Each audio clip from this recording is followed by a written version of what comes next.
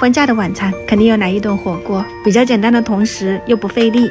这个是我之前烫火锅的时候买的一个脆笋，它不酸，我今天准备给它加工一下，就热油爆下一下葱姜蒜，再把这个笋放进去，给它先炒一下啊，把水分炒干了以后倒入凯里的这个红酸汤。如果没有这种的话呢，你用火锅底料或者是加点醋啥也可以，因为我是有嘛，我从那个凯里带回来的，放了2圈，给它先炒一炒，炒完以后这个酸笋的味道就出来了。我吃了一下，真的很好吃，你们可以这样子去试一下，笋都不用腌了，再加入清水给它煮开，放点盐啊、生抽，再来一点这个山胡椒油，放一点葱姜，我们今天的这个酸笋牛肉火锅就搞定了。牛肉我已经给它切成片了，如果你不想要打水加小苏打腌，那你就加一点蚝油、胡椒粉、淀粉、食用油，给它们抓捏一下。这个腌法就类似于平常炒牛肉的，你也可以用红薯淀粉，就有点像滑肉的口感，这样更简单，对不对？然后切几个土豆，昨天的这个娃娃菜，昨天的西葫芦，昨天的白萝卜，今天一顿全部煮了。时长有点短，给大家凑了一点其他的生活片段吧。大家好，我是夏妈，这是我日常生活中的声音，因为我每个视频都是配音的哈，会有所不同的。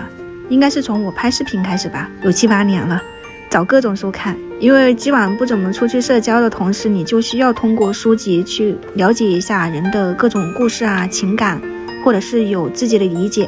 只有在高处这本书，我应该翻了有很多遍了，每次看都有不同的一个想法，也分享给你们。我的阿勒泰看完以后就想要去新疆旅行，其他的一些书籍也都有一些电视剧版本。这2本应该是有一个系列的，我和一姐时不时就会翻一下里面的这种短篇小说解压哈。还有这一本是朋友分享给我的，我也分享给你们，被讨厌的勇气。看完以后你会对自我有一个新的理解。你看我每天都是围着这个灶台，方正之间就操作了所有的步骤，我觉得没有什么难度，大家都可以。难的话呢，就是一日接着一日的坚持。也不要局限于在这个地方啊，我们可以去到任何的地方，开出任何的花来。之前有个朋友说，只要给我一个厨房，我就可以工作。那现在不一定要给我厨房，我去到任何地方都可以工作。我的支架再给你们看一遍，我的灯光就是油烟机的灯光，我不打灯的。虽然做了母亲有牵绊，但我依然还是想要自己作为一个个体。